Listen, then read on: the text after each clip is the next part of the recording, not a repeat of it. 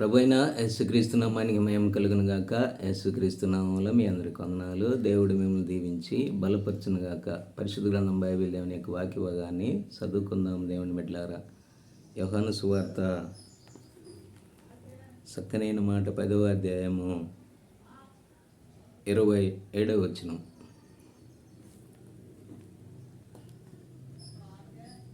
నా గొర్రెలు నా స్వరము వినును, నేను వాటిని ఎరుగుదును, అవి నన్ను వెంబడించును. ఏమంటున్నాడు? ప్రభువైన యేసుక్రీస్తు వారు తన గొర్రెల గురించి మాట్లాడుతూ ఉన్నాడు.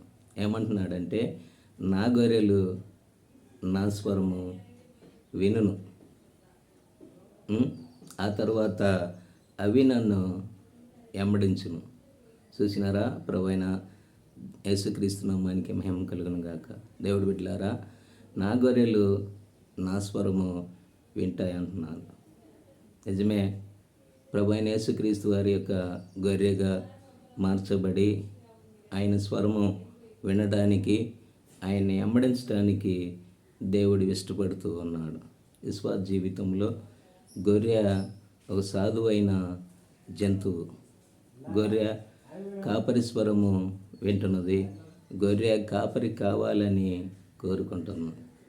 అటువంటి యొక్క మందలో నువ్వు నేను దేవుని యొక్క కాపరిత్వం కిందకు వచ్చి మనము ముందుకు నడవాలి. దేవుడి బిడ్డలారా, మన పితరుడైన దావీదు గారు కూడా ఏమంటున్నాడు అంటే, యెహోవా నా కాపరి, నాకు లేమి కలగదు. చూసినారా? ఆయన మహా గొప్ప రాజు అయ్యుండి ఆయన యెహోవా నా కాపరి అంటున్నాడు. గొప్పవాడైన దావీదు ఆయన్ని కాపరిగా చేసుకుంటూ ఉన్నాడు. ఆయన గొర్రెగా నేను ఉండాలి అనుకుంటున్నాడు. మరి నీవు నేను దేవుని యొక్క గొర్రెగా మనం ఉండి ఆయన కాపరత్వంలోనికి మనం వచ్చి ఆయనతో మనం నడుస్తూ ఆయన ఇచ్చే ప్రతి ఒక్క జీవాహారపు యొక్క ఆహారాన్ని మనం భుజిస్తాం. ఎందుకంటే మంచి కాపరి మంచి శ్రేష్టమైన యొక్క మార్గంలో శ్రేష్టమైన ఆహారం ఇచ్చు పచ్చిక గల చోట్ల మరి నడిపిస్తూ ఆయన శాంతికరమైన జలముల చెంతకి నడిపించేవాడుగా, మంచి ఆహారం ఇచ్చి పోషించే దేవుడుగా మన జీవితంలో ఉంటున్నాడు. నీవు నేను మనమందరము దేవుని యొక్క కాపరత్వంలోనికి వచ్చి ఆయన గొర్రెగా, ఆయన స్వరం వినే బిడ్డగా, ఆయన వెంబడించే వారముగా ఉంటే దేవుడు మనల్ని అత్యధికంగా ఆశీర్వదించి దీవించి బలపరిచేవాడుగా ఉంటాడు.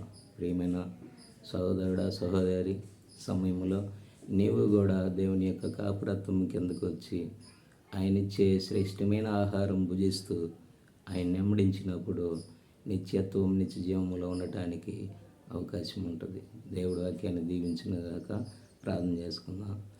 మహాపరిశుద్ధుడా మా తండ్రి, సర్వశక్తిమంతుడా యేసుక్రీస్తు ప్రభువా, ఉన్నత పరిశుద్ధ నామాన్ని బట్టి నీకు స్తోత్రం అయ్యా. అయ్యా, నా గొర్రెలు నా స్వరం వింటాయని యోహాను సువార్త 10వ అధ్యాయంలో రాస్తున్న మాటలను గమనిస్తే ప్రభువా, నీ కాపురత్వం కిందకు వచ్చి అయ్యా నువ్వు నడిపించే మార్గములు మేము నడవటానికి, నువ్వు ప్రభువా నీ స్వరం వినటానికి, నిన్ను వెంబడించడానికి మాకు కూడా సహాయం చేయమని వినే బిడ్డలను, వీడియో చూసే బిడ్డలని, వారి కుటుంబాలని మీ కాపురత్వం కిందకి నడిపించి వారి కుటుంబాలను 30 60 100 దీవించమని యేసు ప్రభు నామములో ప్రార్థించి అడిగి వేడుకొనుచున్నాము.